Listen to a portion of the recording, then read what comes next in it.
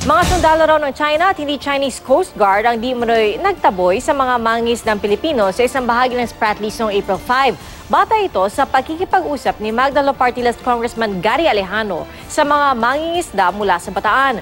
Ay kay Alejano, may tutuloy itong act of war. May report si Mark Salazar. Kayong hindi nyo pinicturean ba lang?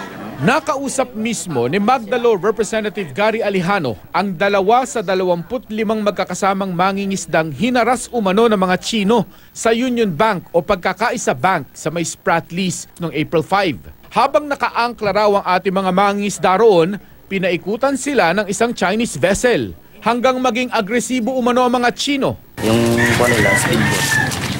Hindi yung malaking speedboat lang? Oo. Ilan laman ng speedboat lang? 7 sila. 7 sila? Anong suot nila? Camouflage? Oo, camouflage. Pinutok ka lang kami, paglapit nila. So, paano kayo magsalita? Wala? Hindi kayo sumisigaw lang sila? Hindi sila sumisigaw. Nervyos. Takot na rin ako eh. Ay, doon ang nagtanda ko sa dagat ng isda. Ngayon lang nangyari sa akin. Pero ang mas ikinagimbal ni Alejano sa kwento, gray ship daw ang gamit ng mga Chino. Ang gray ship, military naval ship, international din ang color niyan. Pinakita ko yung aking na-browse. Sabi niya, yan ang nakita namin. Ang tinuro niya, gray ship ng China, no? Navy. Pinakita ko Chinese Navy, no? Pinakita ko sa kanila. Sabi niya, yan ang nagputok sa amin. Ibang usapan na raw kung totoong Chinese Navy ang nangharas kumpara sa kung sibilyang Chinese Coast Guard lamang. Pag ginamit mo na ang Navy mo, ibig sabihin, it is an act of war against another country. Specifically, nakalagay dun sa ating Mutual Defense Treaty, yun yung open aggressive acts against our country. Sa nangyari po sa aming mga kasamahan, sana po mabigyan din po ng pansin na kung paano po kami makararating sa Spratly Island nang hindi po kami mahaharas ng mga Chinese.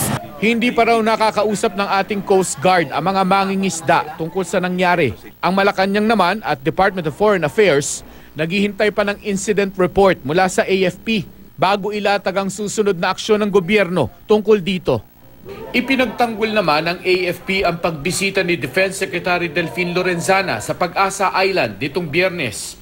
Matatanda ang sinita ng mga Chinese ang kalihim kasama ang matataas na opisyal ng militar.